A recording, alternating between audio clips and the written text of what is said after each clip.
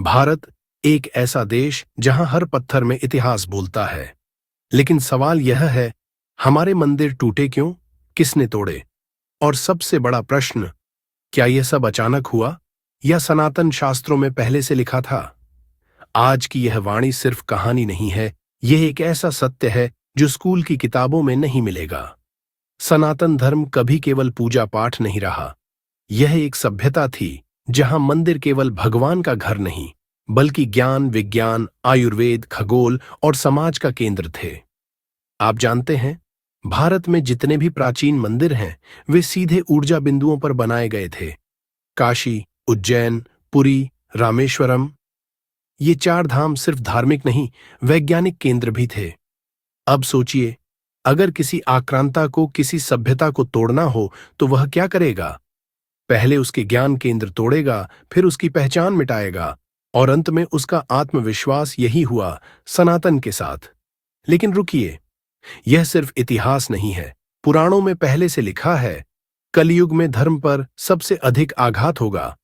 भविष्य पुराण में उल्लेख है, म्लेच्छा आयास्यन्ति धर्म स्थानेषु, अर्थात विदेशी आक्रमणकारी धर्म स्थलों को निशाना बनाएंगे।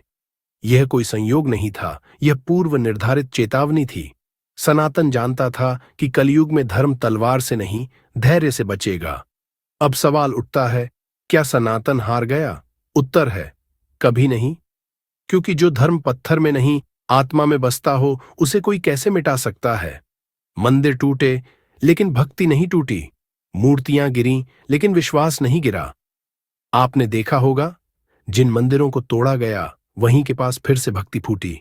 काशी विश्वनाथ, सोमनाथ, राम जन्मभूमि, हर जगह सनातन और मजबूत होकर लौटा।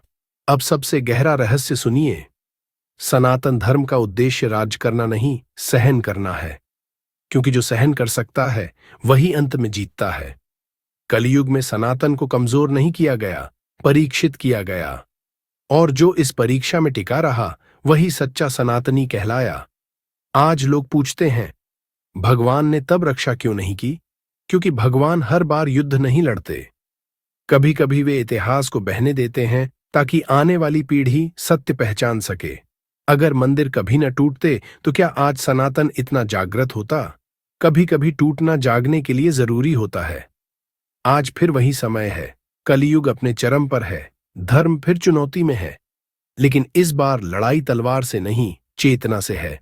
अगर आप सनातन को मानते हैं तो सबसे बड़ा योगदान यही है, सत्य जानो, सत्य बोलो और अगली पीढ़ी को सत्य बताओ। याद रखिए, सनातन को मिटाया नहीं जा सकता, क्योंकि यह समय से भी पुराना है। जो धर्म समय से पहले पैदा हुआ हो, वह समय से नष्ट नहीं होता। यदि यह वाणी आपके मन को छू गई हो तो समझ लीजिए, आपका जन्म सिर्फ जीने के लिए नहीं हुआ है, आपका जन्म सनातन को समझने के लिए हुआ है। जय सनातन धर्म, सत्य ही विजय है।